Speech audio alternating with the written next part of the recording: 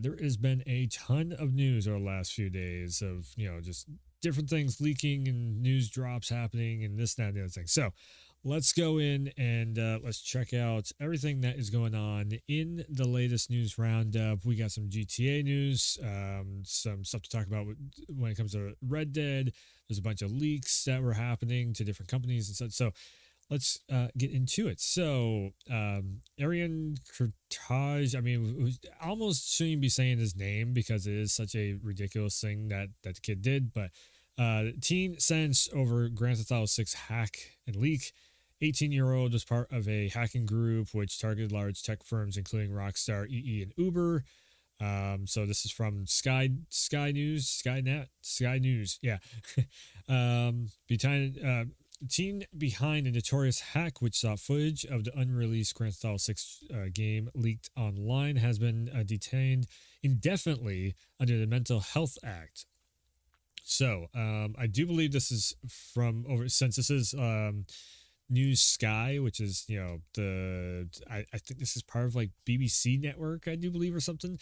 I'm thinking this person's over in England, I would think. So a key player in the Lapsus group carried out a hacking spree against major tech firms, including Rockstar Games, developer the hugely He stole codes and footage of the unreleased Grand Theft Auto 6 long-awaited sequel, which is it's due to hit shelves next year. Published some of the stolen footage online forums and blackmailed developer Rockstar, threatening to release the source code unless they contacted him in September last year. So stole the source code for the game, which is major because that shows how Rockstar puts together their game engine. That shows how they program everything to make the Rockstar games feel, look, and just play the way that they do. So source code is some of the most vital information that you can have at any game studio. It's what, again, it's like the heart and soul of what makes a game what it is. Hacking resulted in huge loss of marketing opportunities for Rockstar, which has unquantifiable and cost the firm $1.5 million in external help alone, along with thousands of hours of work by employees, which is very true. Anytime there's a leak that happens, it's everybody who is in the marketing team, they have to stop what they're doing and go and like figure out what the next step is and what is going on with everything.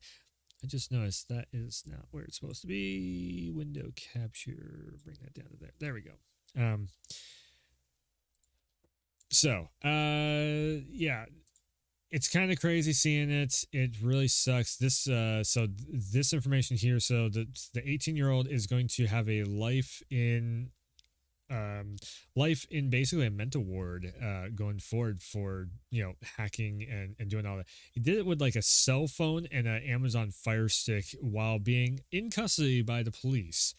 So this was the leak here that ended up where it's like the trailer also got leaked. On YouTube, well, not on YouTube, on Twitter, I do believe it was, or maybe it was Reddit or something. It doesn't really matter where it got leaked, or but just the fact of it did get leaked early, and then they end up putting the trailer out, and we all know how that went. 156 million views within 2 weeks. I like this comment down here. A minute of silence in honor of all loyal fans who didn't live to see this legendary moment. That's It's a good point to make because Grand Theft Auto 6 has been in development for so damn long at this point that, yeah, unfortunately, that's something that is reality of the business of just trying to make games and put them out there into the world and everything is, it just takes so long to make everything. But again, it is coming in 2025, so we will end up having a new Grand Theft Auto in the next, couple of years, which is super cool. I can't wait for it. But I wanted to just throw that out there of like, leakers and the rumor mill people and all that stuff. In all honesty, if somebody is leaking tons of information about a game or project that is still in the works, just block them. Just do it. Everybody should be in agreement at this point in time where either out of respect for the gaming industry, if you're just a consumer, you should have respect enough for everybody who is working on stuff. I mean, it also kills the consumers, like the mystery of the game of like, okay, if is like Grand Theft Auto 6 is like one of those titles. It's like Elden Ring. It's like, like the definitive edition of Cyberpunk or something. Like all these games, you kind of know you really like if you're into these games, you're going to pick them up, you're going to buy them. The leaks are just going to ruin that experience of actually seeing stuff for the first time that you are getting to experience it yourself. And I've always harped on this. I've been saying it for years in videos. If there is a leak account that posts up, like I think I might have just seen the Grand Theft Auto 6 map that somebody also leaked. Unfortunately, the map is a very good size. That's all I'm going to say on it. I will not show the map because, again, it's very well could be just like some concept map and they changed a ton and whatnot. But yeah, again, like when it comes to these accounts that they're leaking information to get their clicks, to get their because a lot of times they will leak information and they get the rocks off on people making videos and like posting up all their leak information in the video. So somebody like me that's doing this type of video where I'm not showing any of the leak information on this video, I'm just talking about it and saying like it's a bad thing. They hate people like me because I'm against it. I really am. I'm against having all these accounts out here that are just ruining the surprise. You go into a game award or you go into a summer games fest or something and it's just they're trying to oh well, rumor has it this trailer is going to be there. It's like, shut up. When I see the trailer, I want to have that they're doing it moment. That's what I'm looking for when I'm you're just ruining the fun for everyone. When they showed off the reboot for God of War, everybody lost their mind. Everybody loved it. Even if you're not a God of War fan, you're just like, oh, that's pretty cool. So yeah, that's again, when it comes to these situations like this, it's just so like stop leaking stuff. So to also, I mean, Rockstar is not the only one who's had this happen. To also kind of go into like Capcom, back in 2020, November 4th, 2020, beginning in the early morning hours of November 2nd, 2020. Some of Capcom Group networks experienced issues that have affected access to certain systems. Basically, what this whole thing says is that they got hacked, and there was a lot of Capcom information that got. I think it was this one. But yes, Capcom, they got hacked. Insomniac Games just recently. This is the most recent one. Thank you for your outpouring compassion and unwavering support. Deeply appreciated, and we're both saddened and angered about the recent criminal cyber attacks on our studio and the emotional toll it's taken on our dev team. The reason why they're putting this statement out there is because Wolverine, a fully playable version of the Wolverine game, has been leaked online, which is super unfortunate. So you're going to end up seeing what is also very unfortunate about this is the same, there's going to be a ton of people that are going to try and get hands on with this demo, with this, thing, and make videos and share screenshots and everything. And it's like a work in project thing. We haven't even seen gameplay or anything officially from Insomniac. We have no idea what Logan looks like, what he sounds like, the way the game, I mean, the whole game could be a quick time event thing, like a Quantum Dreams game or something. We don't really know what it's supposed to be, other than the fact that it's going to be more dark and grittier than Spider-Man 2. Cool. All right. Am I running around in a free roam city like Spider-Man 2 and chopping people up, or what the hell is happening with it? So, yeah, again, this just, it sucks that we don't, Insomniac wants to put out the trailer when it's ready to be shown, and they want, like, I really wanted to see it at Game Awards. It didn't happen because they're not ready. Fine, I respect it. Put as much work and effort and time and love into making Wolverine the best it can be. I think we should all be on that train. Everybody should be behind that, because do you really want a game to launch early and then it's got bugs, glitches, or this, that, and the other thing in it, or do you want them to rush a game so then it turns out like the Avengers game where it's like a games as a service but you're playing as Wolverine? No, you want something to be the absolute coolest experience, to have some of the most iconic, memorable moments to happen in it, and you want something that, the Wolverine game could potentially come out and be like game of the year worthy or something like Spider-Man 2 was. So, yeah, again, if you see anybody posting up leaks or spoilers on stuff, there's a block button, there's a mute button. Just drop them off from your timeline, because then if more people start doing that and start blocking all these accounts and channels and everything that are doing this type of content, they're going to stop doing it because it's not getting them their clicks, it's not getting them their views.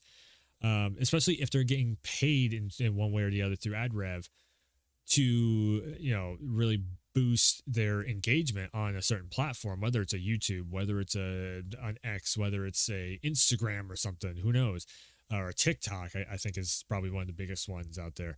I don't use TikTok, but yes, just block and really report. Also, you should probably report as, I don't know what you report it as, but just report those posts, because again, all it's doing is it could potentially make the game, it might push the game back, because they might try and change stuff to still surprise everyone, and you could be waiting even longer for the game at that point.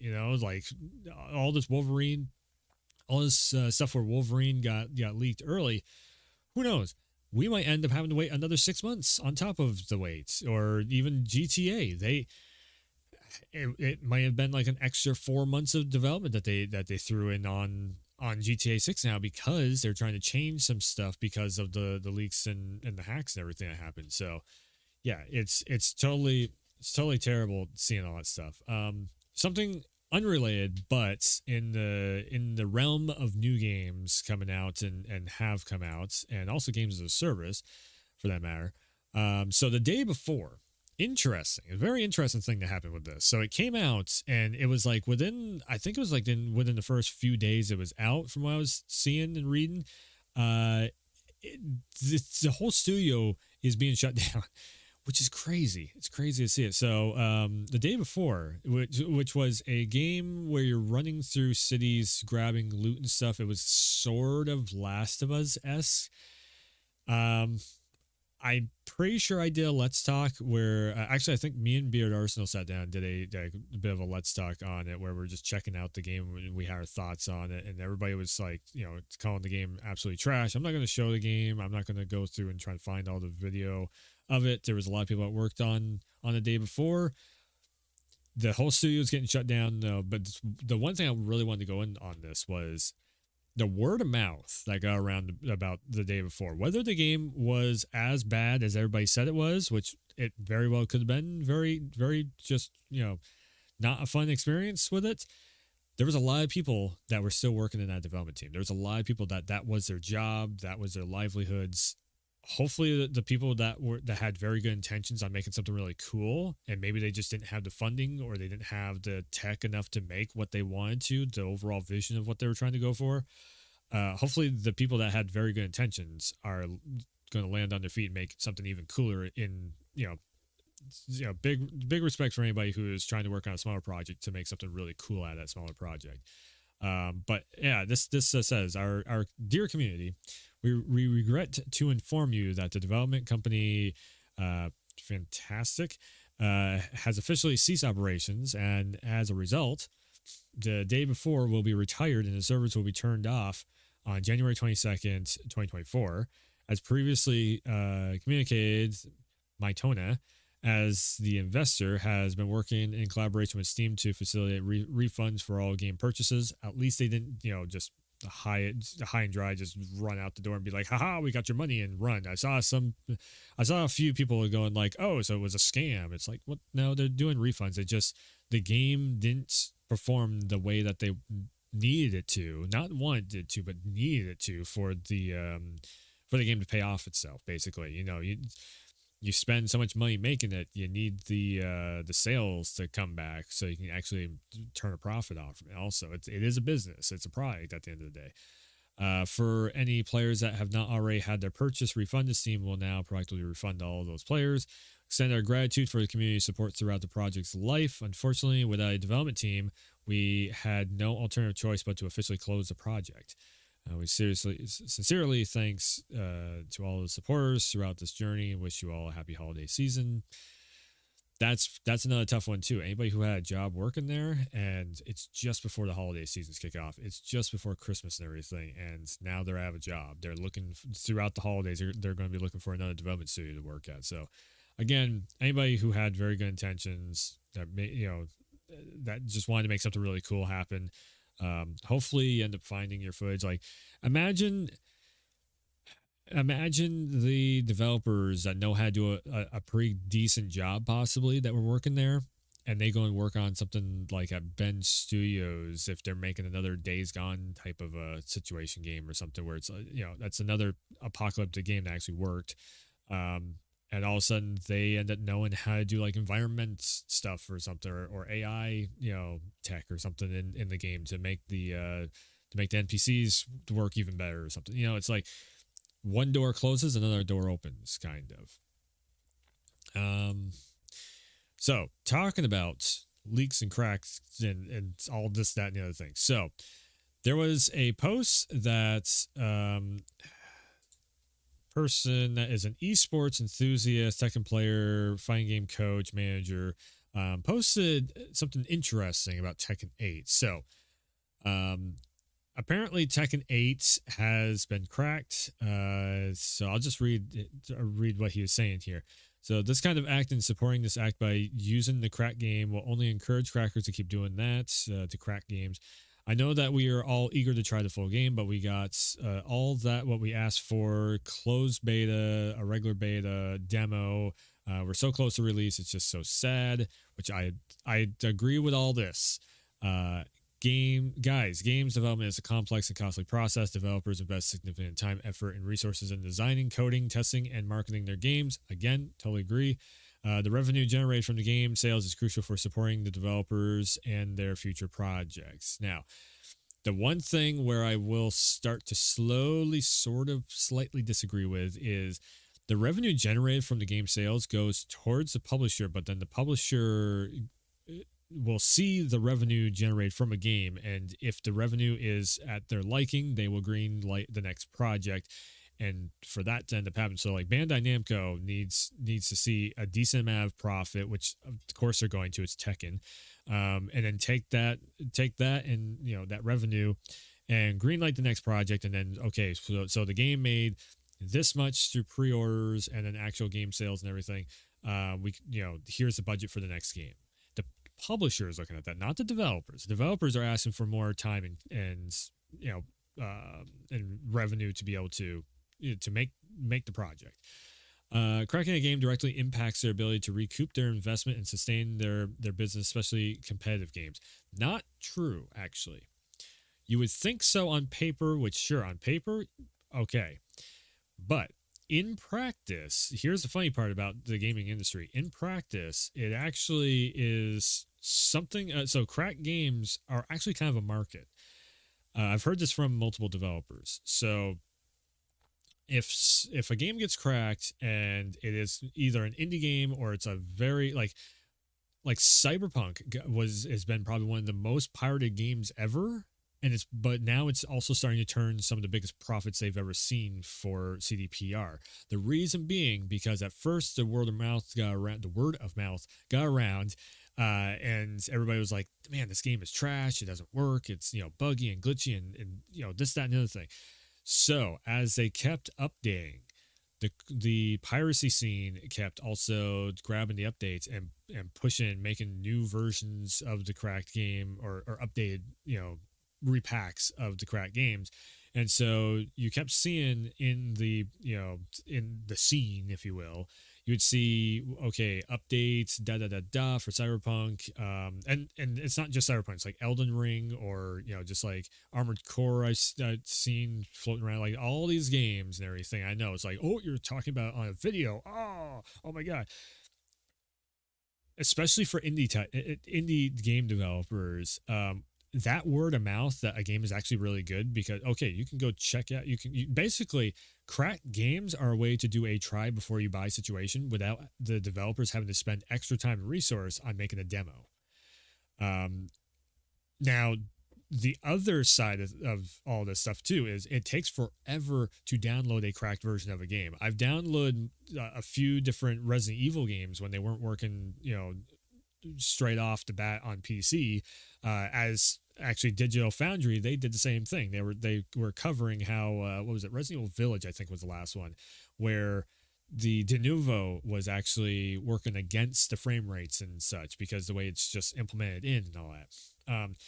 So there is like multiple different reasons on why crack games are actually kind of a decent thing in the whole landscape of gaming, and why crack games are, if they really wanted to, they could really crack the whip and really hunker down on crack games, but they don't, because there's a reason for it. Because who knows, that cracked version of Tekken 8, if somebody they don't want to play a demo because they want the full experience, but then they download Tekken 8, because here's the other thing with crack games, you have to disable all online connectivity.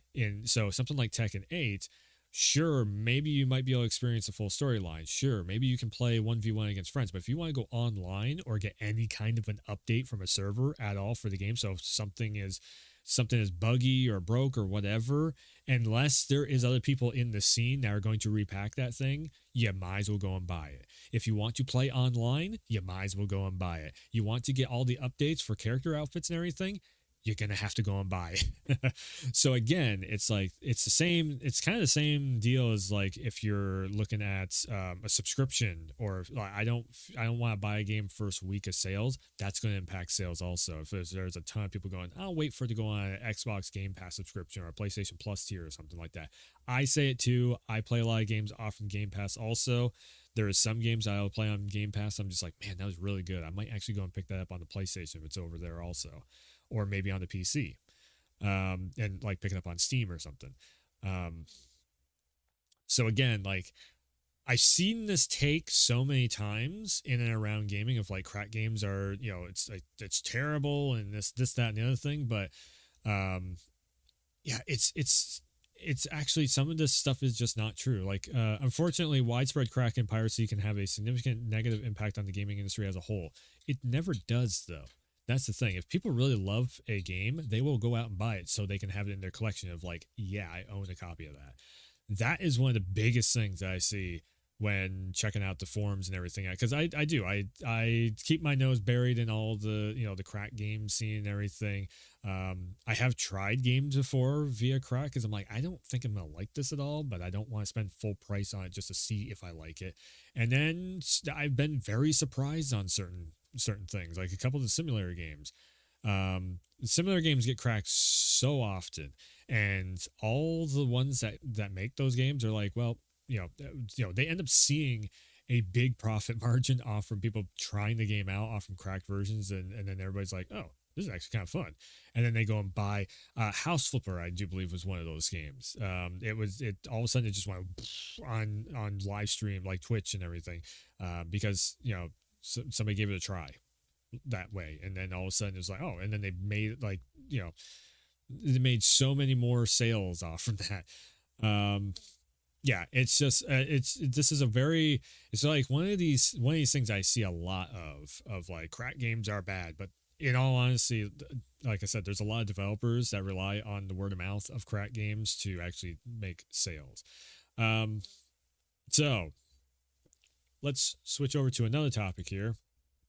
Final Fantasy Rebirth. There has been a ton of stuff going around about how to say cat she. FF7 Rebirth director Naoki Hamaguchi says, I probably butchered that name, sorry, says that Kate Sith's name is pronounced Cat She via Game Informer show, I guess. So that is Cat She. There was actually, so the reason why I'm bringing this up is because there's a ton of people that are going to try and probably boycott the game or do some dumb stuff of like, death threats or whatever to developers So there is kind of a notation around it. So to those to continue to intend to mispronounce the name, Cat She is named after a black cat trickster fairy in the dying Gaelic language. It has nothing to do with English pronunciation or Japanese pronunciation. It's about honoring a culture. Now that's I totally gets cool if that is what okay, you're trying to keep the Gaelic terms going. That's awesome. um then everybody, yeah, like it's going to be very interesting though to see what the developers do for like actual English voiceover. So Japan might have one way of saying the name, English voiceover might have another way of saying the name, the I guess it would be Irish voiceover would be a whole other one. Yeah, it's definitely going to be a very interesting thing. So you have at least three to maybe four to maybe five. I'm going to say three, most likely, um, uh, localization teams working on just this one name alone of like, okay, what is the actual pronunciation that is going to not make everybody just lose their minds over this? Um, Unfortunately, this is something that ends up happening in gaming. Now, the even more unfortunate part is, again, if you're attacking developers and you're sending death threats or any of that stuff, because you can see it a mile away that people are so much up in arms over this little furball's damn name that once again, it's just like The Last of Us or just, any of these games who has had people sending in death threats and all that stuff. Don't do it. Just don't do it. It's stupid. It's the dumbest shit that you could possibly do is to attack a developer that is just doing their job. There's multiple people involved in like naming each of these characters, because there's like a marketing team, there's localization teams, there is the writers, there is the voiceover, there so many people are involved in this one damn character. And then what ends up happening, the person who plays the character, who puts the voice to the character, they get outed as a voice actor, and then they get threats and everything else towards them. Again, it's one of the dumbest parts of gaming. So yeah, just refrain. Don't do it. If you see somebody else doing it, also report them. Report that post of them, being like, "Oh, how dare you!" Da, da, da, da, da. Either that or just block them so they start yelling into the void. It's not worth the hassle. Okay. Again, when it comes to the whole thing of like, yes, it's honoring a culture. There we go. I was trying to find the actual like term that they use. Honoring a culture, absolutely. Hopefully it is in line with the culture that the name is coming from. I will. That's about the most I really want to get into it on that. And yeah. So to shift once again, and this is another part of game development too. So Red Dead. Somebody asked the question, how difficult is it for Rockstar Games to release a console update to unlock 60 FPS for Red Dead Redemption 2? I'm going to use my notes here that I wrote. I made a little bit of a post, but I'm going to use these because this is probably, I put it best over here. So RDR2, it is 100% a beast to run on PC as is. It's also, the game came out on the PS4 and the Xbox One. Older technology. Of course, it runs at 30 FPS. Now, could they unlock frame rates and do all that stuff? Sure, but so just to go off my own notes here, 60 FPS would cause other settings to drop, which some don't care for to happen because they still play on 30 FPS, which is very true. If you're on console, there's still a ton of people that play. They'll play in the ray trace mode where it's like 30 FPS and is like a slideshow. I don't know why people play in that mode.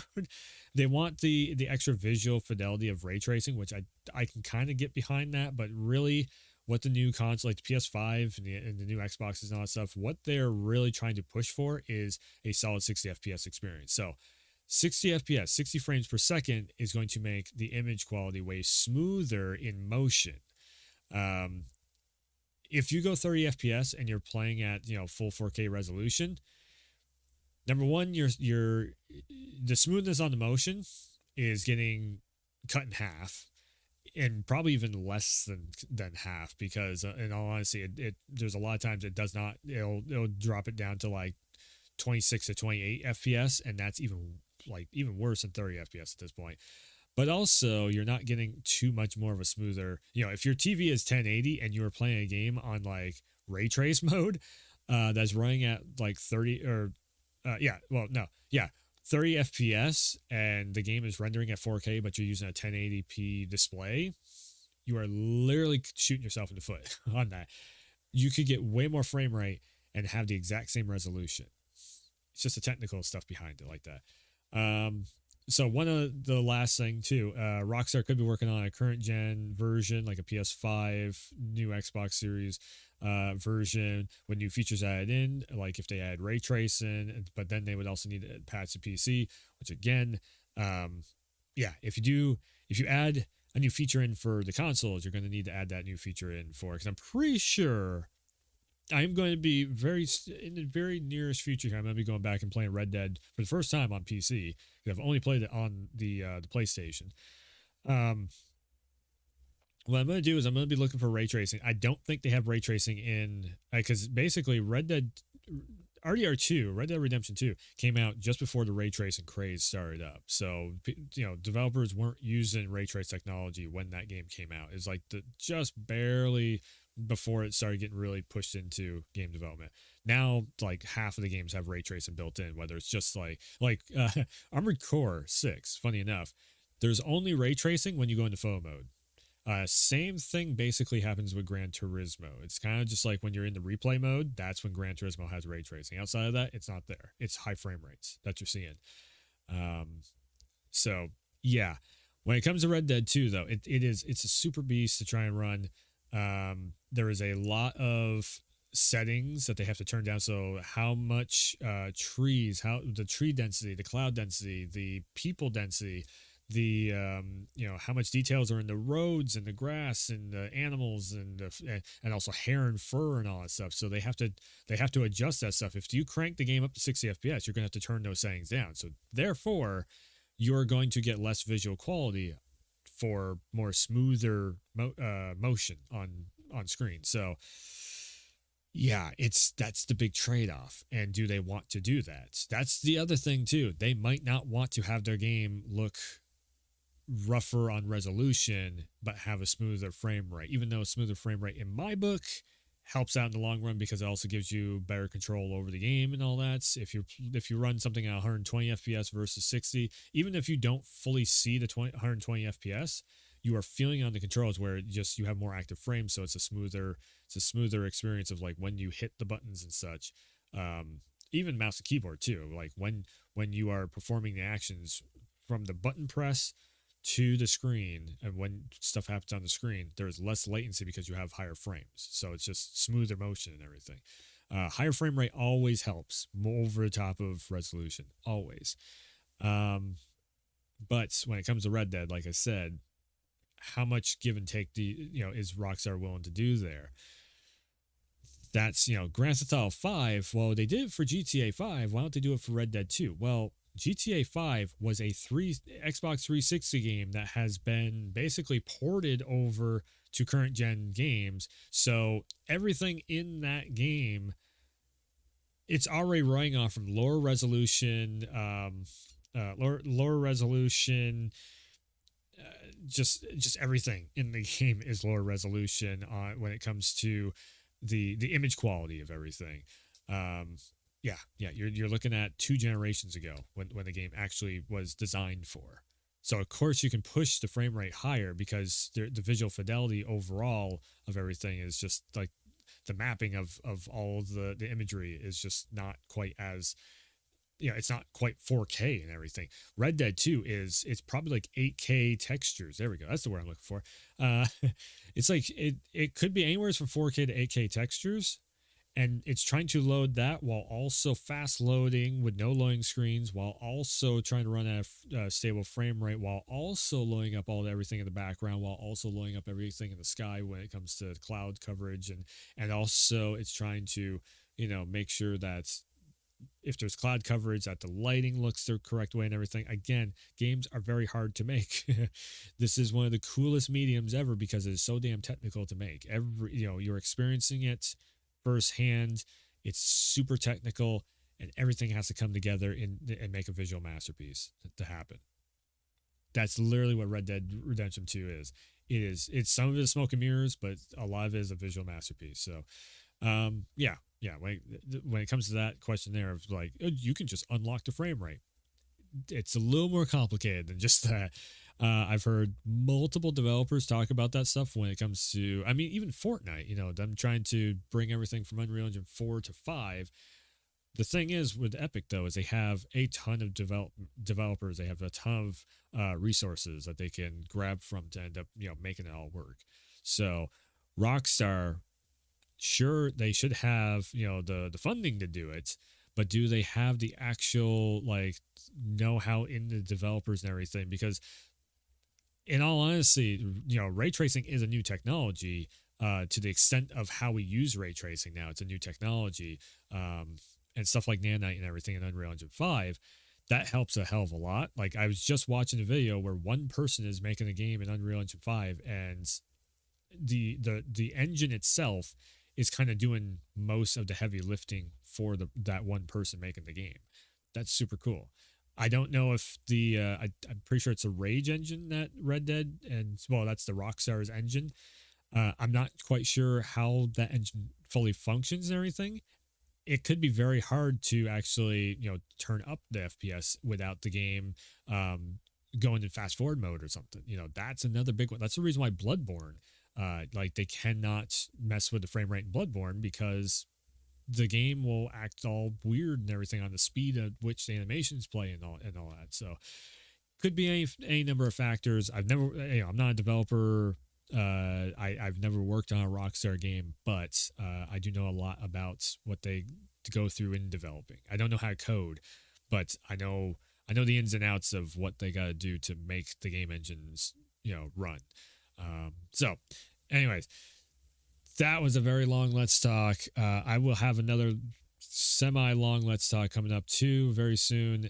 So keep your eyes peeled on that. And yeah, just so much stuff going on in the world of gaming. Sometimes we have giant news stuff. Also be on the lookout. Go and check out the channel for Armored Core 6, and then be on the lookout for a Starfield big project video that I'm working on too, coming up very soon. Outside of that, yeah, go check out Red Dead Redemption 2 on the PC and on all your consoles. Go pick it up. Go pick up what else did we talk about? Grand Theft Auto 6, when that comes out, that's going to be really cool.